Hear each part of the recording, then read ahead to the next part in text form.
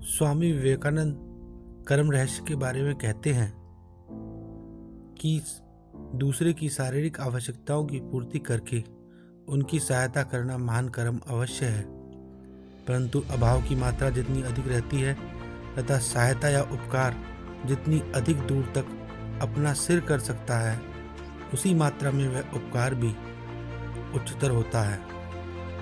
यदि एक मनुष्य के अभाव 1 घंटे के लिए हटाए जा सके तो यह उसकी सहायता आवश्यक है, और यदि 1 साल के लिए हटाए जा सके तो यह उससे भी अधिक सहायता है।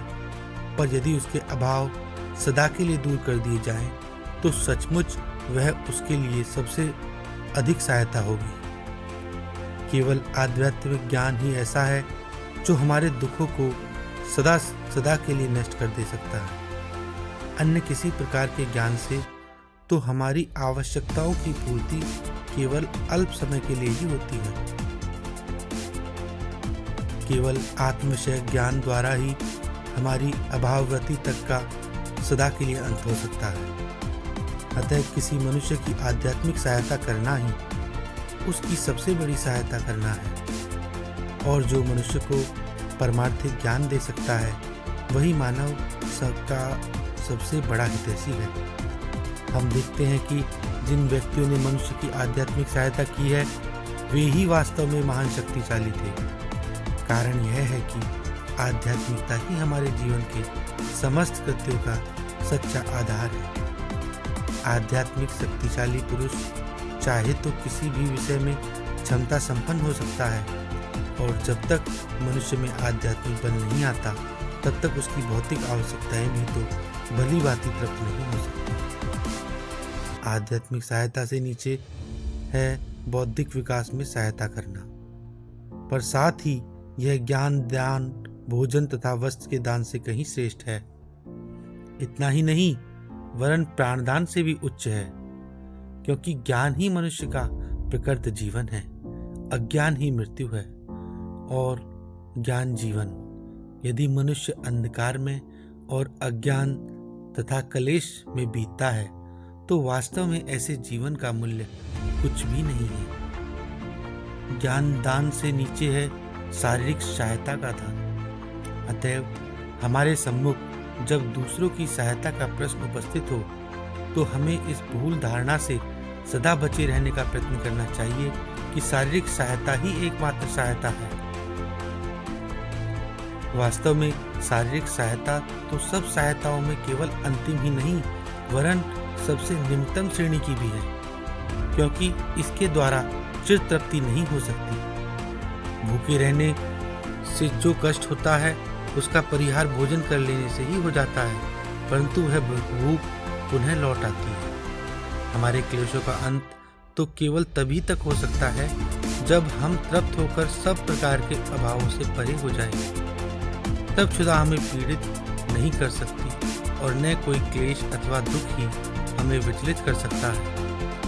अतएव जो सहायता हमें आध्यात्मिक बल देती है वह सर्वश्रेष्ठ है, उससे नीचे है, और बौद्धिक अथवा मानसिक सहायता और सबसे नीचे है शारीरिक सहायता का स्थान। केवल शारीरिक सहायता द्वारा ही संसार के दुखों से छुटकारा नहीं हो सकता।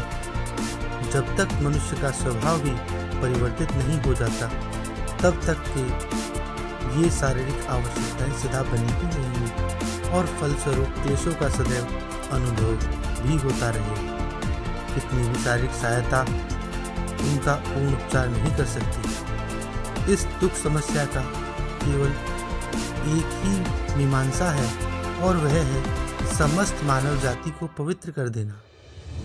अपने चारों ओर हम जो दुख क्लेश देखते हैं उन सब का केवल एक ही मूल कारण है, अज्ञान। मनुष्य को ज्ञानालोक दो, उससे आध्यात्मिक बल संपन्न करो। यदि हम यह करने में समर्थ हों, यदि सभी मनुष्य पवित्र आध्यात्मिक बल संपन्न और सुशिक्षित हो जाएं, तो केवल तभी संसार में से दुख का अंत हो सकेगा, अन्यथा नहीं। देश के प्रत्येक घर को हम सदावर्त में ही भले ही परिणत कर दें, देश को अस्पतालों से भले ही भर दें, परंतु जब तक मनुष्य का चरित्र परिवर्तित नहीं होता तब तक दुख क्लेश बना ही रहेगा। भगवद गीता में हमें इस बात का बारंबार उपदेश मिलता है कि हमें निरंतर कर्म करते रहना चाहिए। कर्म स्वभावतः ही सत असत से मिश्रित होता है।